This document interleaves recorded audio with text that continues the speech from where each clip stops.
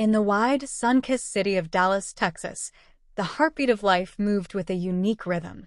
Between the hum of highways, the warm southern evenings, and the busy days filled with work and family, people carried stories, some of love, some of struggle, and many of both. This is the story of Claire and Michael, a married couple whose relationship had once bloomed with a passion so strong it lit every corner of their lives. But as years went on, routine, silence, and hidden emotional wounds began to dim that flame. What happened in their quiet home in Dallas wasn't about betrayal in the physical sense. It was about the dangerous path of emotional distance and how easily the human heart can stumble when neglected. Claire had moved to Dallas from Chicago 10 years ago after meeting Michael. She was a bright, intelligent woman with auburn hair and kind brown eyes that always seemed to hold a little bit of sunshine. Michael, a tall man with steady hands and a soft laugh, had been her anchor when life felt uncertain. They built their home together on a modest street lined with magnolia trees. Their marriage was strong, or so everyone believed. But life had a way of testing even the deepest bonds. Michael's work as an engineer had become demanding, with late hours and constant pressure. Claire, meanwhile, had started her own small interior design business from home. She longed for shared dinners, walks in the park, and conversations that lasted past midnight like they once had. Instead, most evenings were spent alone, with Michael glued to his laptop or already asleep by the time she tiptoed into bed. It wasn't another person that drew Claire's attention away. It was the absence of her husband's presence. Loneliness crept in like an unwelcome guest. She began journaling at night, pouring her feelings into words, confessing emotions she couldn't share aloud. One ordinary Tuesday evening, however, something happened that shifted their path entirely. The bathroom incident. Michael had come home late again, his tie loosened and his eyes weary. Claire was already in the shower, humming softly beneath the cascade of warm water. Steam curled into the hallway as she left the bathroom door slightly ajar, thinking Michael wouldn't arrive until later. But Michael, distracted and absent-minded, pushed open the door without realizing she was inside. "Claire," he called, stepping in. Startled, she gasped, pulling the shower curtain closed. "Michael, you can't just walk in like that."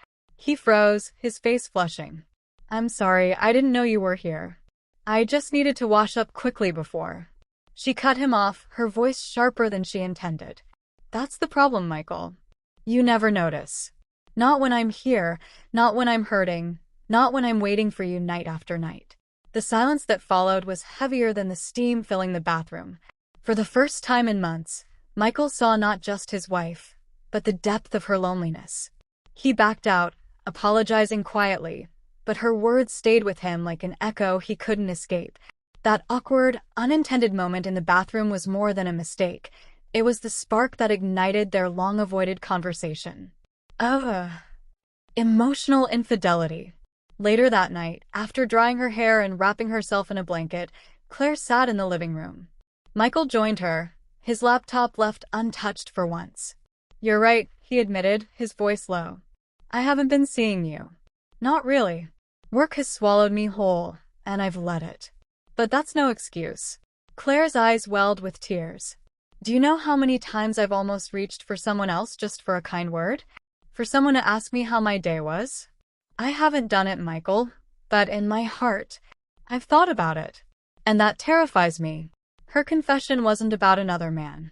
It was about the shadow of emotional infidelity, the way her heart had begun to drift toward the idea of comfort elsewhere because it wasn't being nurtured at home. Michael's chest tightened.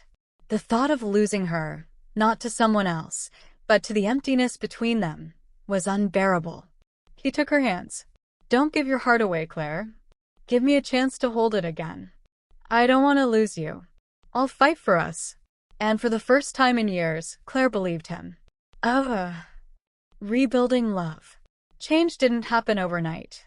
But slowly, deliberately, Michael began carving out time for them. He left work earlier at least twice a week. He surprised her with small gestures: coffee waiting in the morning, flowers on a Wednesday, handwritten notes tucked into her sketchbook. They started walking together in White Rock Lake Park, holding hands as if rediscovering the art of touch. Conversations grew deeper, Laughter returned, and the heavy air of loneliness began to lift. Claire, in turn, softened her walls. She shared her designs with him, invited him into her world, and began to believe in their love again. The turning point. Months later, as autumn painted Dallas in warm shades of orange and red, Michael planned a weekend getaway to a small cabin outside the city. There, surrounded by quiet woods and starlit skies, they finally spoke the words they had been too afraid to say. "I almost lost you," Michael whispered, his forehead resting against hers. "But you didn't," Claire replied, her hand pressed to his chest. "Because you came back to me before it was too late." A love reborn. The bathroom incident that began with embarrassment had become a strange blessing. It forced open a door they had both been avoiding, a door to truth, vulnerability, and renewal. Their marriage was no longer perfect, because perfection wasn't the goal. What they built instead was something stronger, love that had been tested, cracked, and carefully mended. And as they walked side by side through the bustling streets of Dallas, laughter echoing between them, they knew that sometimes it takes one unexpected moment to remind you of the person standing right in front of you. A partner, a lover, a home.